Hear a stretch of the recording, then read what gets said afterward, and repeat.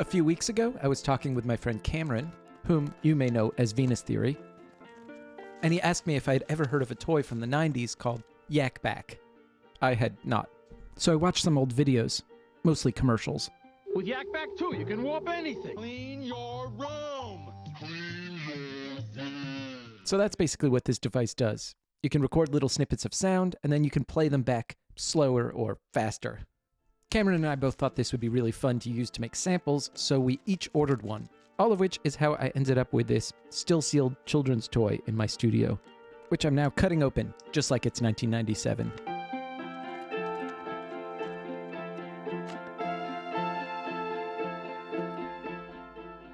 Yeah, of course, the batteries have long since run out of juice.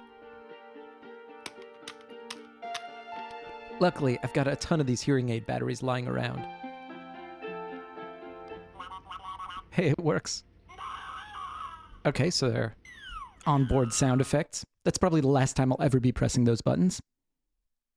Okay, let's try to record my voice. This is a test. Wow, that is some sound quality. Let me try changing the pitch.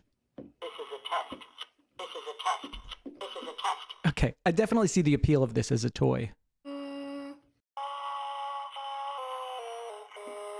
Okay, so up until now, all the sounds we've heard have come out of that tiny little speaker. One way to improve on the sound quality would be to install an output jack that bypasses that speaker. This is what the inside looks like. In order to get at that speaker, I have to actually take out the whole circuit board. As I was pulling on it, the speaker just kind of came free of the circuit board. I'm left with these two white cables. These are the cables I'm going to hook up to the output jack I'm installing. Gotta get our soldering iron in place. I'm going to use this clippy thing to hold the connector in place, and I'm just going to solder those two white wires to two of the terminals on the jack. I'm going to put the whole thing back together. I'm leaving the little speaker grill out so that I can hook up the connector. Okay, I just tried it out, and I think I might have broken it. Check it out. I'm going to speak into it now. This is a test.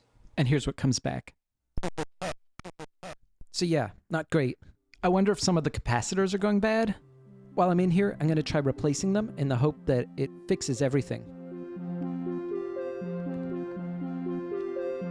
Now that I'm done, this is what it looks like. The capacitors that I installed were actually bigger than the original ones, so I wasn't able to get it back together. My solution was to use these little metal bars to hold the top and bottom together.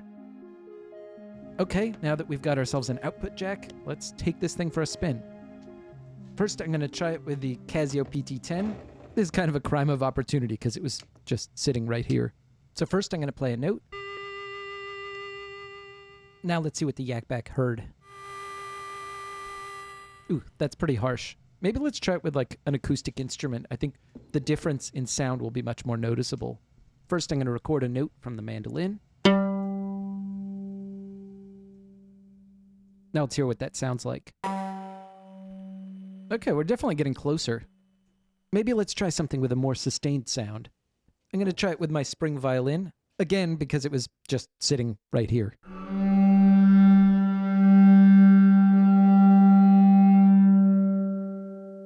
Okay, now let's hear how it sounded to the Yak Bak. I actually like that a lot. I feel like some of that harshness can be gotten rid of with filtering, and what's underneath is just really characterful. Since I'm working in Logic today, I'm going to turn that into a quick sampler preset. That way I can see how it feels to play it as an instrument.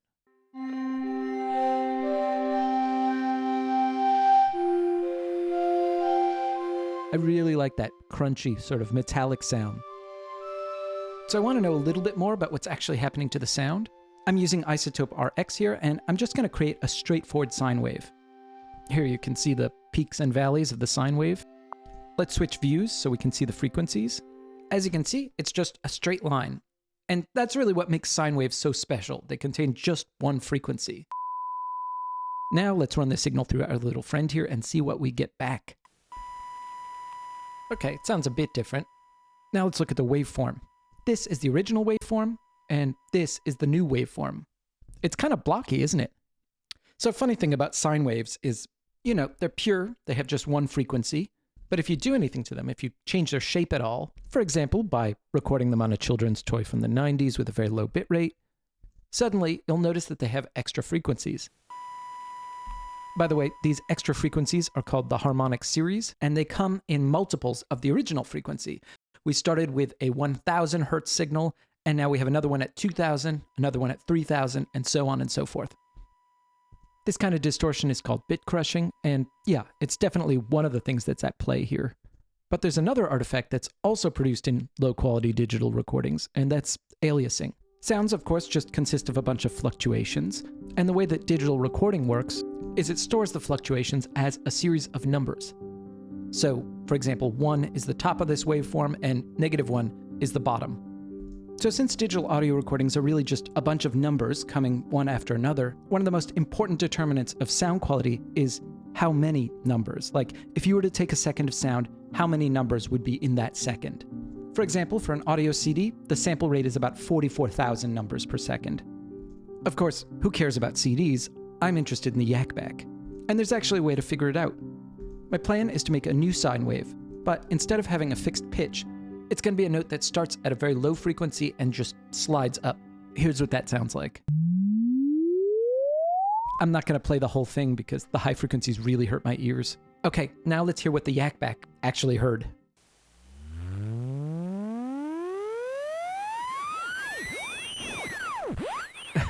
The difference is shocking. It's actually kind of cool. Anyway, the reason I did this test is there's this thing called the Nyquist theorem. If you try to record a frequency that is too high for your sample rate, the super high frequencies get mirrored back across an imaginary frequency line, a line that you can actually see in this spectrogram. And by looking at this, we can actually tell that the sample rate is in fact 12,000 hertz, which definitely qualifies as lo-fi. So I've compared notes with Cameron, and he's been running the Yak Bak into various outboard effects. I definitely want to try that too. So let's get a pedal lineup going. My plan is basically to treat the Yak Bak like it's just another one of the effects in the chain. Of course, the only way to get sound into it is through its microphone. I'm going to start by singing into it. Okay, let's turn the habit on.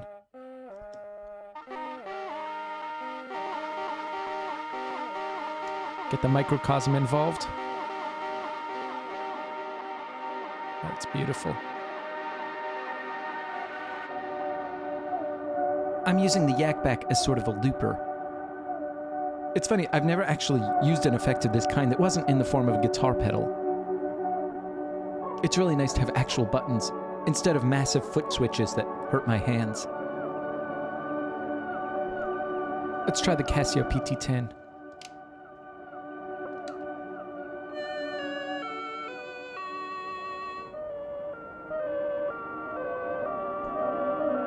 Oh, I'm gonna have to make sample libraries out of all this stuff.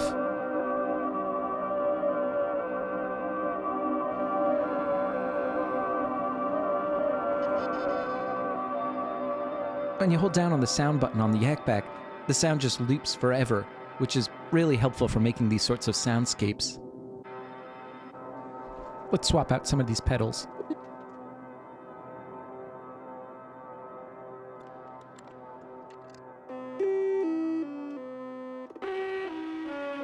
So I played this phrase into the Yak Bak, and then I played it from the Yak Bak into the mood pedal. I can turn the clock knob on the mood to change the chord. I've also got a single note stored in the Yak Bak, and I'm using the pitch bend function there to move between two notes. All in all, this thing's actually a lot of fun.